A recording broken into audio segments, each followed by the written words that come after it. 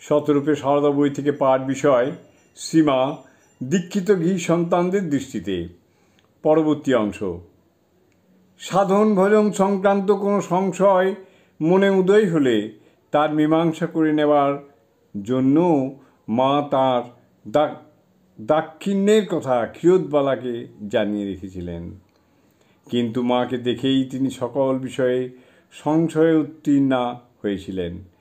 মনে হইতো সবই হইয়াছে, সবই পাইয়াছি, আর কিছু পাওয়ার বাকি নাই।